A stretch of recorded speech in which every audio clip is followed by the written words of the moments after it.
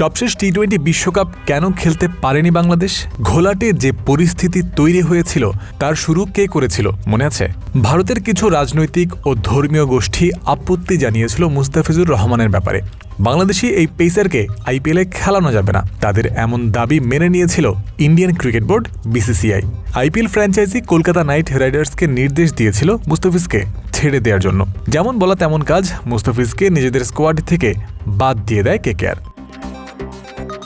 Political influence যেখানে এসেছে সেখানে সেই ভারতের মাটিতে টি-20 বিশ্বকাপ খেলতে যেতে নিরাপত্তা শঙ্কার উপলব্ধি করেছিল বাংলাদেশ।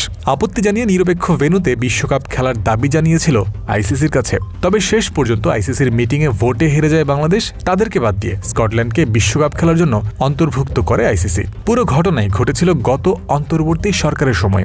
ইন্টারিম গভর্নমেন্টের তরফ থেকেই ভারত বিষয়ক কঠোর এই অবস্থান এসেছে, এই কথাও বেশ কয়েকবার স্পষ্ট করা হয়েছে। ফলের নির্যাস ও দুধের সমন্বয়ে পোলার টর্নেডো গ্রিন অ্যাপল আইসক্রিম। মন ভালো থাক।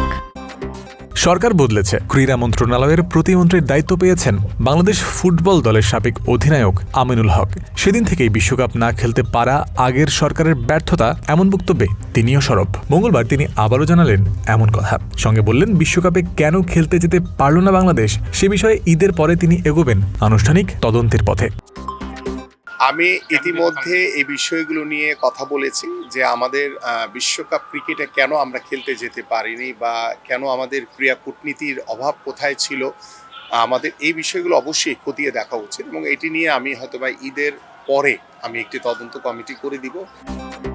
ক্রীড়া প্রতিমন্ত্রী স্পষ্টভাবে বলেছেন, ভবিষ্যতে এমন ভুল যেন আর না দেখতে হয়, সেজন্য ক্রীড়া কূটনীতির বিষয়ে সচেতন এবং সংশ্লিষ্টদের সঙ্গে বন্ধুত্বপূর্ণ সম্পর্ক বজায় রেখে এগোনোই তার ভাবনা। জয়ন্ত বিন্দু, ক্রিক ফ্রেন্সি।